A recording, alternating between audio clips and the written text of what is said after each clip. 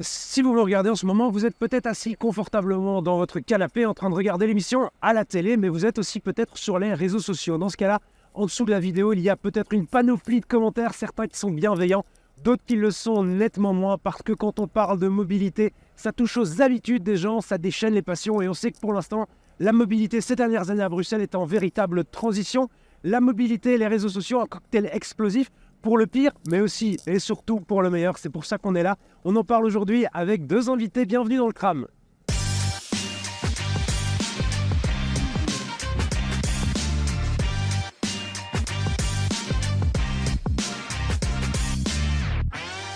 Bonsoir à toutes, bonsoir à tous, bienvenue dans le tram, ravi de vous retrouver ce soir pour le meilleur et pour le pire, la mobilité sur les réseaux sociaux. On en parle avec Antoine Servet, vous travaillez à la team réseaux sociaux, à l'équipe réseaux sociaux de la STIB, bienvenue avec nous. Alors, qu'est-ce qu'on tweet, qu'est-ce qu'on Facebook au niveau de la STIB sur les réseaux sociaux? Expliquez-nous un petit peu, chaque réseau social n'a pas la même...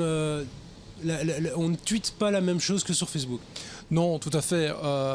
La cible a la chance d'être présente sur pas mal de plateformes sociales. On est présent sur Facebook, on est très présent sur X, anciennement Twitter, comme on aime bien le dire journalistiquement parlant. On est sur Instagram, on est également sur TikTok, on est sur YouTube, etc. Qu'est-ce qu'on poste sur quelle plateforme ? Alors on poste un peu de tout. Par exemple sur Facebook, on va plutôt aller dans des informations d'ordre général, donc une interruption réseau, par exemple la ligne 44, ou un effondrement de voirie, par exemple. On va aller sur des informations qui sont liées à notre blog, par exemple, ou une belle photo.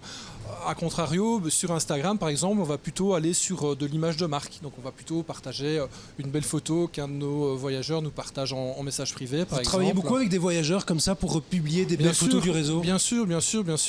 On est même demandeur de ça. Et les voyageurs nous apportent également du contenu, en fait. Donc là, on est vraiment... la communication passe par là également, de ce que les voyageurs nous apportent, bien sûr. Et quoi, il y a plein de photographes sur le réseau de la STIB quand il y a une belle ligne, ce genre de choses, et vous devez leur demander pour récupérer leurs photos ? On leur demande toujours, bien entendu, mais il y en a énormément et ils sont assez doués, il faut le dire. Ouais. Et sur Twitter, sur X, qu'est-ce que vous publiez ? C'est plutôt de l'info réelle, en temps réel ? Alors, il y a eu effectivement de l'info en temps réel qu'on n'a plus pour le moment. C'est ça, mais qu'on n'a plus pour le moment. Mais bon, de toute façon, si on veut une information en temps réel, on est assez présent sur les réseaux sociaux et sur les plateformes, dans les milieux bruxellois en tout cas, pour que les voyageurs aient l'information que eux souhaitent. Mais effectivement, sur X, on est plutôt dans des grands événements, on va dire, ou dans des informations peut-être un petit peu plus officielles, mais ça ne nous empêche pas non plus de suivre certaines tendances et de tweeter léger quand il faut le faire, de toute façon. Imaginons que je suis là-bas un petit peu plus haut au rond-point Louise et que j'attends mon tram et il n'y arrive pas. Comment est-ce que je fais pour avoir un contact avec la STIB le plus rapidement possible et pour savoir où est mon tram ? Alors le plus simple, il y a plusieurs solutions.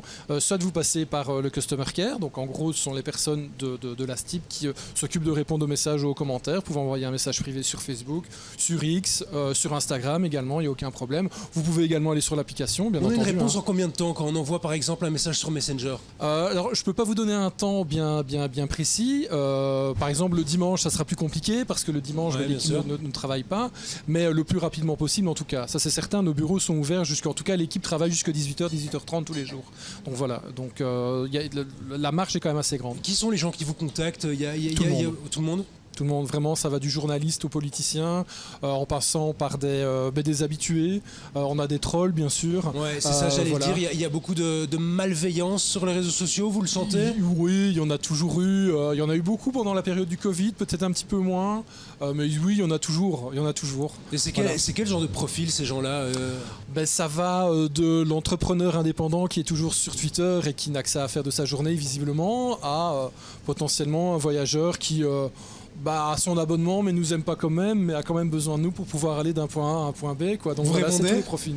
Pardon ? Vous répondez ? Ça dépend, mais on peut répondre bien sûr, mais ça dépend. Par exemple, si on a un flot d'insultes qui arrive vers nous, à un moment donné, on stoppe, on arrête, quoi. Mais de toute façon, quand on insulte continuellement une société ou une marque, à un moment donné, ça s'arrête d'une manière ou d'une Des autre. propos haineux, c'est des trucs que vous recevez de temps en Sûr, temps? oui, de temps en temps, tous les jours, on en a d'une manière ou d'une autre. Donc voilà, bien sûr, bien sûr. La Stib, il y a quelque chose qu'elle aime bien faire, c'est faire un peu du buzz un petit peu sain, un petit peu rigolo, surfer sur des événements. C'est un petit peu votre marque de fabrique pour faire rire les gens? Oui, parce que voilà, on est un service public, certes, mais c'est pas pour autant qu'on doit pas, à un moment donné, s'amuser, en fait, tout simplement, et faire rire les autres. Et voilà, on n'est pas une société on est une société qui fait bouger Bruxelles avec ses défauts, ses qualités, mais effectivement, oui, jouer sur les tendances et l'actualité, on aime beaucoup, quoi. Ouais, on voit là une petite vidéo avec des gens qui reculent pour le changement d'heure. On recule d'une heure, donc il y a les gens qui reculent.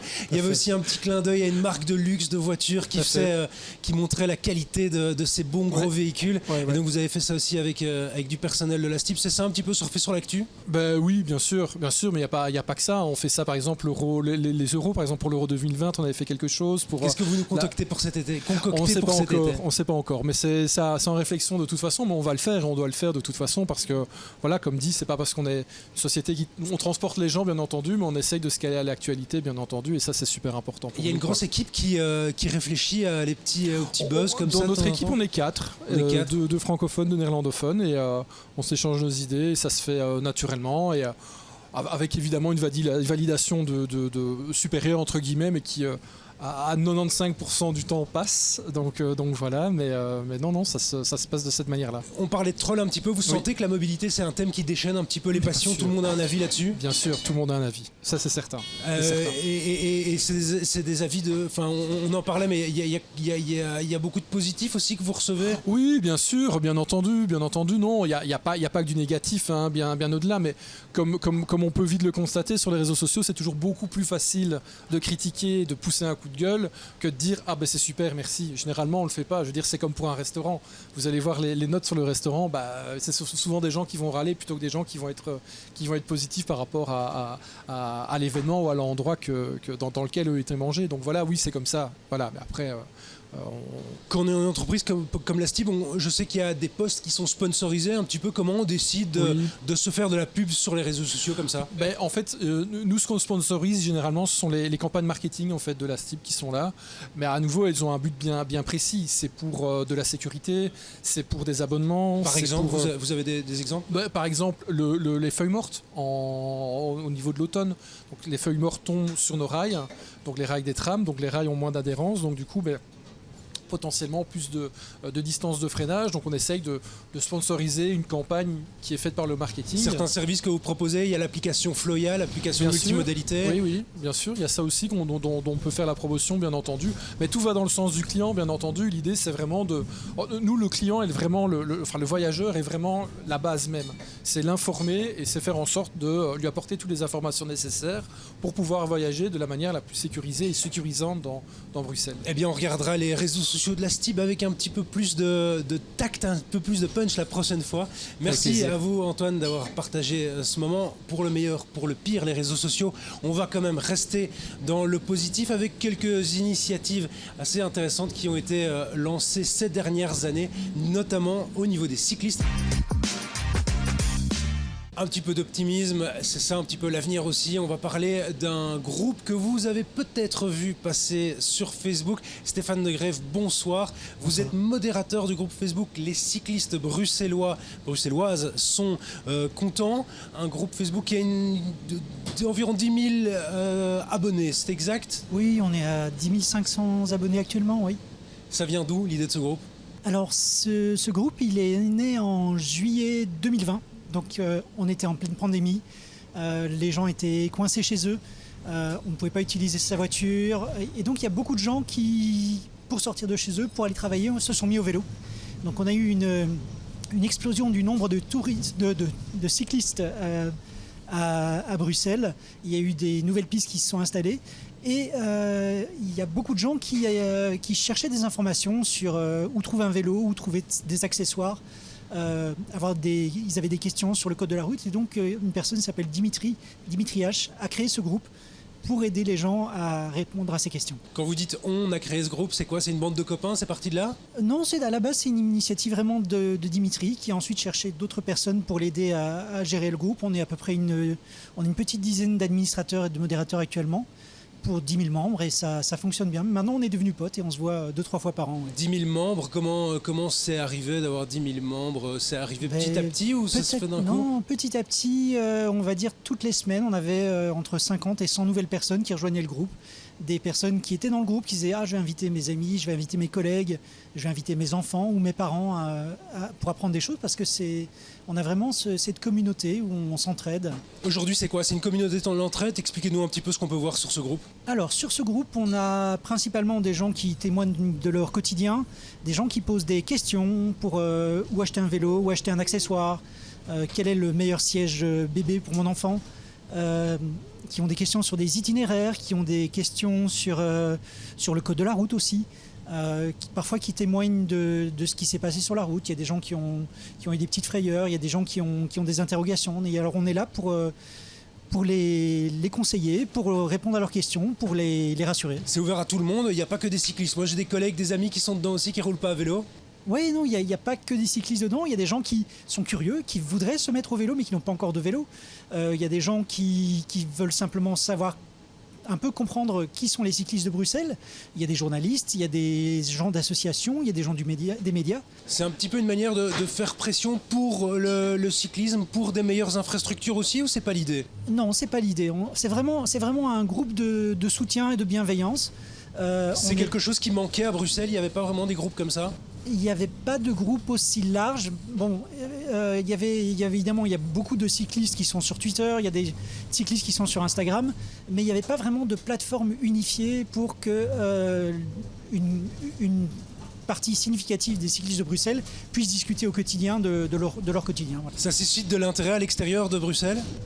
Ça suscite de l'intérêt à l'extérieur de Bruxelles. On a pas mal de navetteurs de Namur, de Liège, de Charleroi, d'autres villes qui viennent dans le groupe justement parce qu'ils veulent venir à Bruxelles à vélo, mais une fois qu'ils sortent de la gare, ils ont des questions. On le disait, la mobilité, ça suscite les passions. Vous le sentez? Il y a des débats animés sur le groupe?